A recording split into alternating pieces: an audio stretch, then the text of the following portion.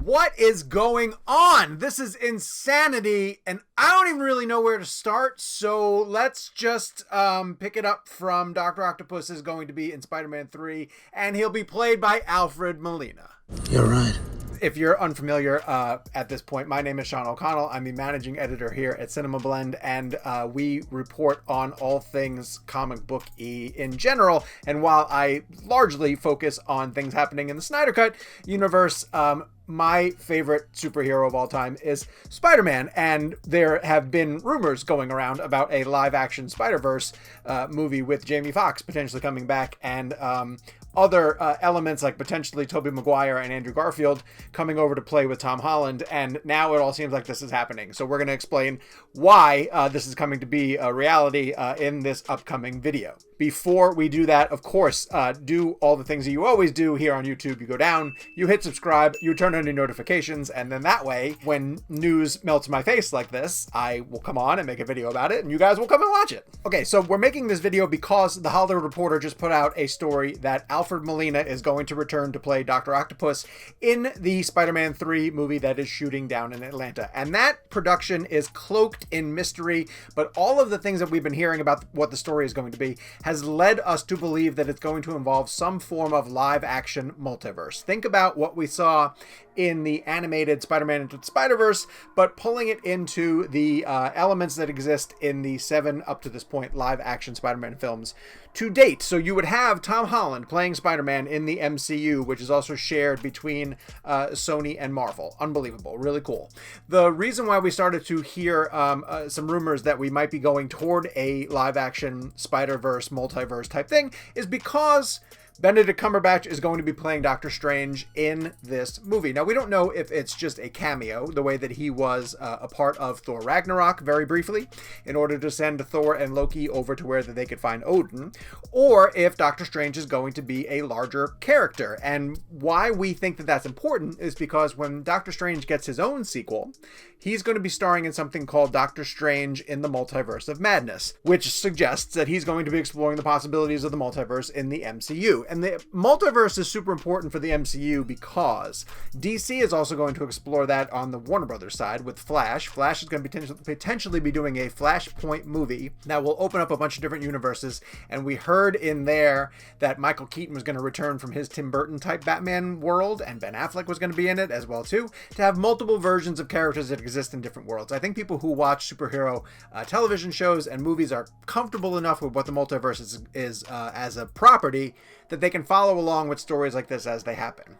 How does it pertain to Spider-Man? Well, there are 3 existing universes of Spider-Man stories, and we're coming to a point where they're all going to sort of come together in one story.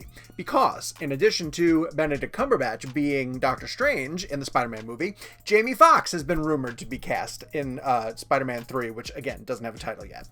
But they said Jamie Foxx would be playing Electro, of which he already did. He played Electro in The Amazing Spider-Man 2, opposite Andrew Garfield as Spider-Man, which was directed by Mark Webb and over in Sony. And because that movie didn't do as well as people wanted it to do, that was what kicked Sony into making a deal with Disney to say, we're going to bring Spider-Man over into the MCU, hence Tom Holland. And fans of the Spider-Man Sony movies, particularly ones who loved Andrew Garfield's interpretation of Peter Parker and Spider-Man, myself included, always kind of felt that Andrew Garfield got shortchanged and wanted him to have the ability to get back to the character. When Spider-Man 2 came out, Sony at the time announced that they were going to do a Spider-Man 3 and 4 with Andrew Garfield. And they were talking about doing a Sinister Six movie. There was a whole slate of films that were going to be coming to Sony's Spider-Man universe if Amazing Spider-Man 2 did well, and it didn't necessarily. But this could be setting up exactly what we're going to get out of live action. All of this sounds like fan fiction. It sounds like things that you talk about on a Reddit thread, where like, oh, wouldn't it be really cool if Jamie Foxx played Electro again, and Alfred Molina came back from the Tobey Maguire universe. That's the 3rd Spider-Man universe. You got the Tom Holland one, the Andrew Garfield one, the Tobey Maguire one. Now, the Tobey Maguire one is so far in the distance that nobody thought we would ever get to the point where we're referencing things that are from that universe coming back over. However, now we get Alfred Molina theoretically going to be in Spider-Man 3. Now, I do have to say, this has not been confirmed by Sony. And in fact, I've actually spoken to people at Sony, and they can't confirm it yet, but Hollywood Reporter is getting it from some source, they're comfortable enough to go out and say that Alfred Molina is going to be appearing. So for now, until we have some sort of a trailer or footage or something, it's still unconfirmed, but it's being reported by the trades, and that's pretty major.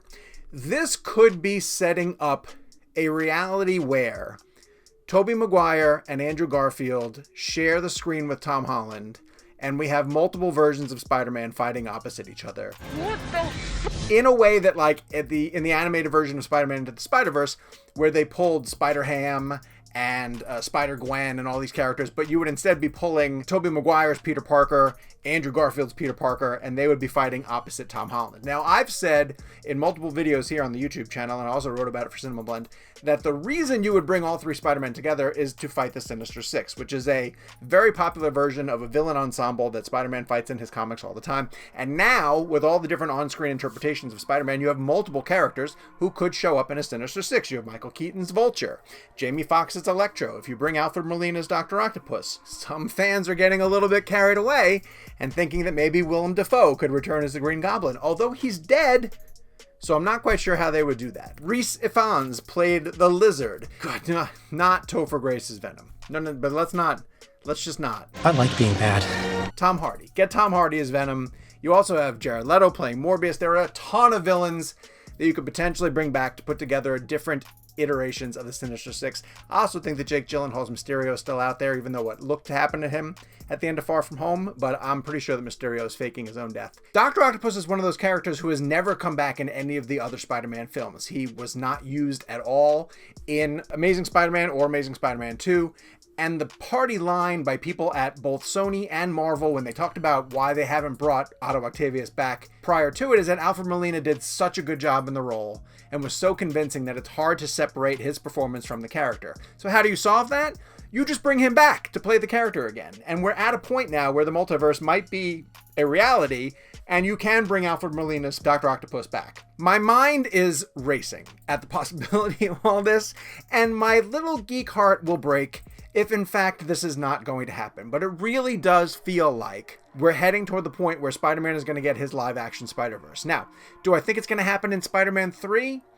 Man, that would be just too much for one movie. It's possible. There were rumors, and I kind of believed them, that Spider-Man 3 would involve Kraven the Hunter, and that Kraven the Hunter would go after Spider-Man to sort of prove his identity, and now that we know who Tom Holland is, or Peter Parker is, that Kraven would essentially track him down through the concrete jungle, and that could be its own movie. But if they're getting to the point where they're introducing Doctor Strange into the universe, and if Doctor Strange is opening up the threads to the multiverse, where we might get peeks at Jamie Foxx and Alfred Molina, it's becoming a lot of movie, and I kind of want them to sort of rein it in a little bit. Maybe they're going to be used as teases. Maybe we'll get a tease of the fact that the multiverse can open up, and we'll see Jamie Foxx's Electro, and we'll see Alfred Molina's Dr. Octopus, but they won't come through into the movie just yet. It'll get teased for an eventual Sinister Six movie.